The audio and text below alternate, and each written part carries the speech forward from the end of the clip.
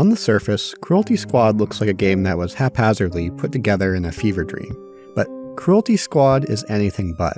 A comment about the game that has stuck with me is that the creator of Cruelty Squad made an incredible game with rock-solid mechanics and systems, did everything in their power to make it not appear that way.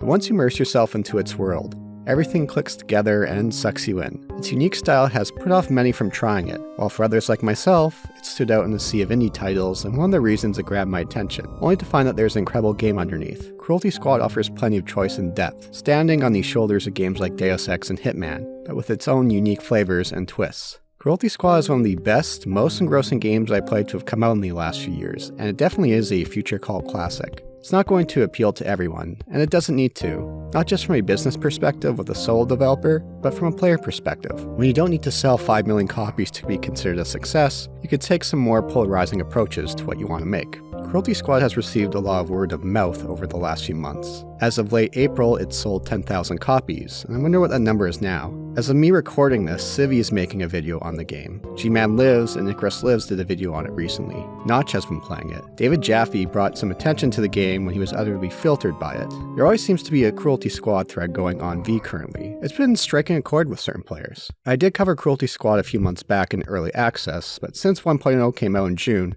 I came back to the game to give it another shake, and want to spread the good word of Cruelty Squad. It's not going to be for everyone, but for those who love the immersive sim design philosophy, or looking for something that's not like many other games, it'd be criminal not to give Cruelty Squad a try. For each level in Cruelty Squad, we're given targets that we need to assassinate, which are marked for us. On the way, we'll have a multitude of paths and approaches that we could take. We'll deal with enemies and NPCs along the way. Talking with NPCs helps to flesh out the lore of the world, which I'll discuss further in the video. While they can blend in with one another, we're notified by an icon that pops up on the screen when enemies can see us. Plus, when the bullets start flying, NPCs will start running away. It doesn't take that much to take us down, so at first, it's best to play through slowly. Once you get a feel for the levels, unlock more guns and gear, then you can start flying through them with reckless abandon. When it comes to weapons, we have tons at our disposal, but you'll need to unlock them. Cruelty Squad makes use of the 2-weapon loadout. In order to unlock weapons, we need to collect them either from dead enemies or found in the level, and complete the level holding them to access them for further missions.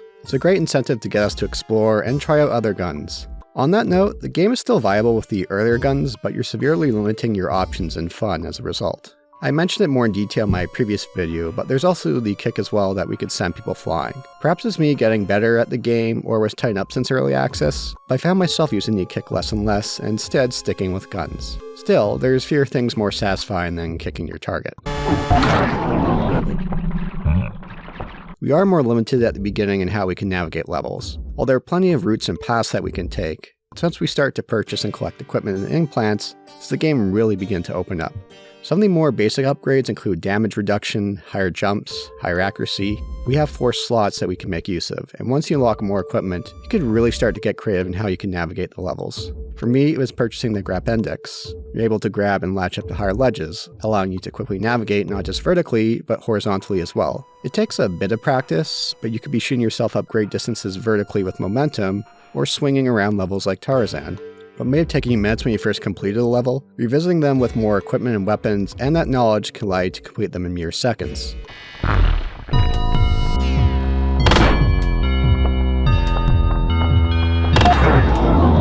I've watched some runs on YouTube of completing levels quickly, and I've been amazed to see different strategies and techniques that others have been using. Some I never would have thought of. Cruelty Squad is a speedrunner's dream with that and what it offers the player. There's one unlock that will flip gravity for you, another way of allowing us to quickly navigate through levels and reach areas that were unreachable before.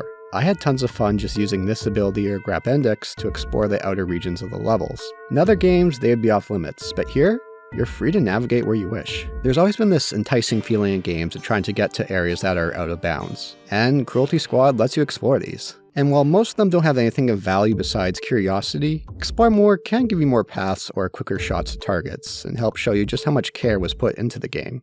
Now of course, we have to deal with fall damage, but there are equipment and implants that we could use to help deal with this, allowing us to boost and soften our fall or removing fall damage whatsoever.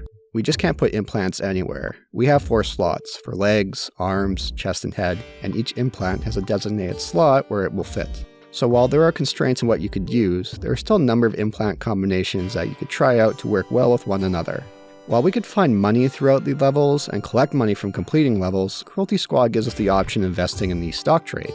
Not just stocks, but also organs and the fish market as well. While the game has a few stocks that are more stable, there are others that are extremely volatile. Pay attention to the levels you're doing. You might be taking out someone who runs one of these companies, causing the stock to crash afterwards. Or take out a politician who's trying to do something about these corporations and watch the stocks go to the moon, only for a short ride though. In keeping things topical, a failing retail store will see some incredible gains for a brief period of time, a nod to GameStop. Not only can you trade stocks, but you can also trade organs, which you could collect from your fallen foes. Along with that, there is the fishing economy. With some exploration, you could find a fishing rod, allowing you to catch fish to sell for some cash. And some fish can fetch quite the pretty penny on the marketplace that is constantly fluctuating. Not only does this market feature give you some ways of purchasing expensive implants quickly, or making home ownership a reality, it also ties into what the game is going for in regards to its lore and its plot and the themes it explores. Instead of feeling like something completely separate, it complements the world of Cruelty Squad.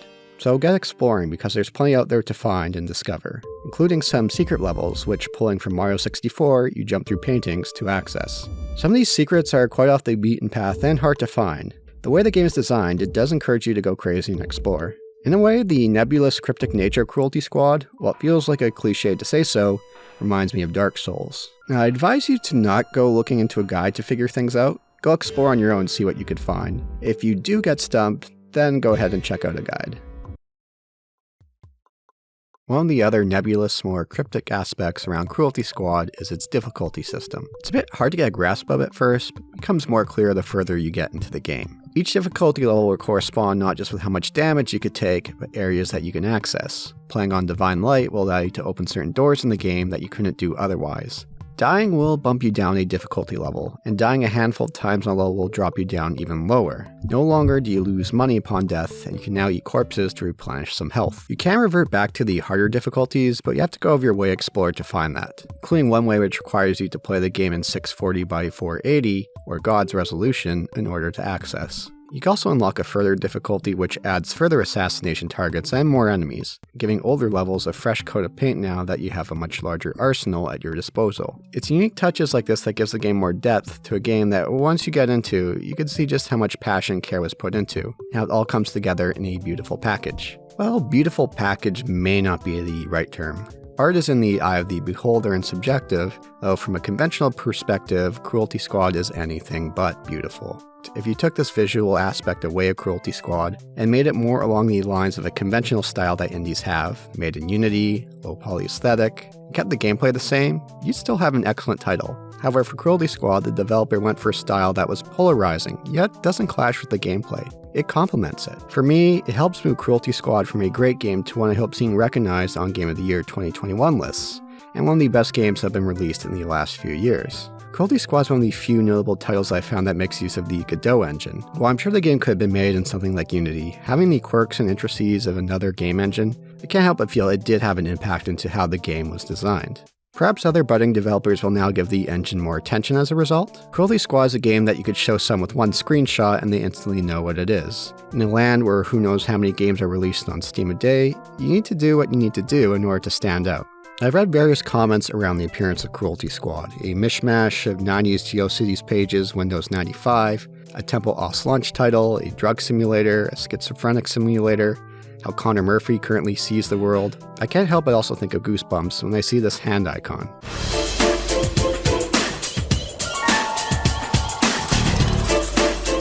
The plot and lore that you could piece together is very cryptic and nebulous, with a tinge of dark humor. It pulls plenty from modern-day realities, a lot revolving around modern-day capitalism. But it's not just a herder capitalism is bad that's as subtle as a sledgehammer. Cruelty Squad doesn't outright say that, but instead looks at various topics, from excessive consumerism, home ownership, the ultra-wealthy, life in the corporate world. If you want to just fly by this, you can, but helps build out the world that complements the game systems and mechanics. It also pulls plenty from image board culture, some memes included.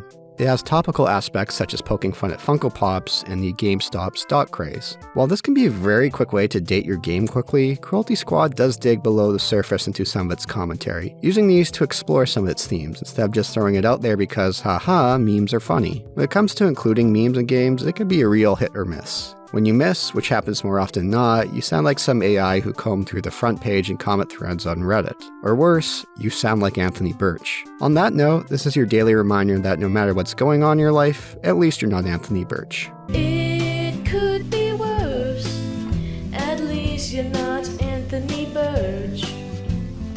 Some have said Cruelty Squad comes across as pretentious as a result of its visuals, which is a valid criticism.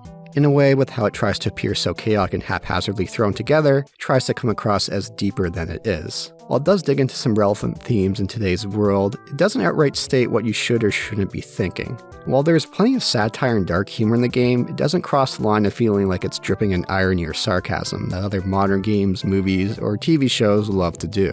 Beyond the visuals and the themes, the music plays an integral part to the experience of Cruelty Squad. Some tracks are harsh and grating, others give off a peaceful vibe with something dark below the surface. They all mesh well with their levels that they're featured in.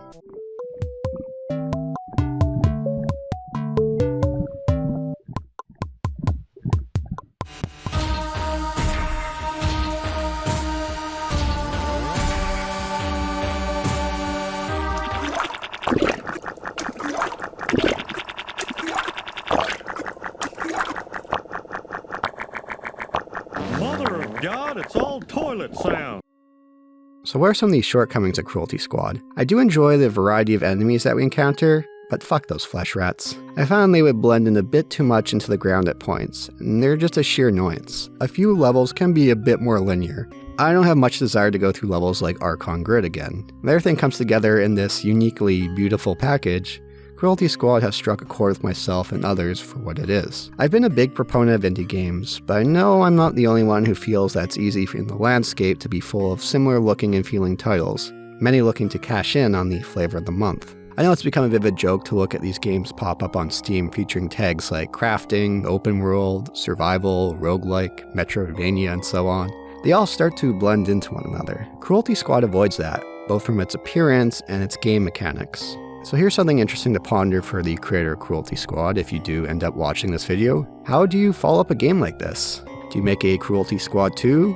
Do you make Gorbino's Quest? Do you do something in a similar visual style or try for something completely different? Similar gameplay mechanics or something completely different? I'm really interested into seeing what they do next. I do wonder if the next couple years or so we'll see games pulling heavily from Cruelty Squad. It's one of those games that makes me want to tinker around with some game engine again before I get discouraged, stop, repeat the process a few months later. And if others do try to make games influenced by Cruelty Squad, I won't be surprised if they only tackle the surface level and not dig into what makes Cruelty Squad such an engrossing game, instead focusing on the visuals, not the complete package with the deep gameplay underneath of it. And this is something I like to see games influenced by Cruelty Squad. Not from the aesthetic level, but games with immersive sim design philosophy that can be done on a smaller scale.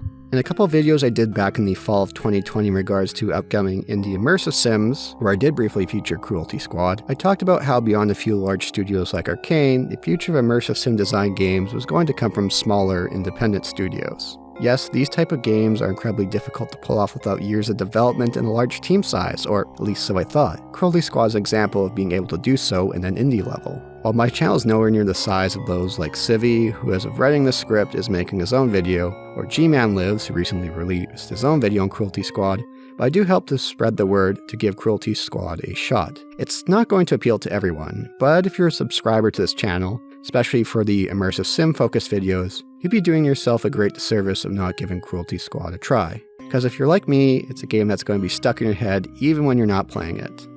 Thanks everyone for watching. Be sure to like, subscribe, comment with your thoughts, hit that bell, do your part to interact with that oh so weird algorithm. I do have a Patreon if you are interested in supporting the channel further, thanks to tier 3 patrons shown here. Alright everyone, Boulder Punch out.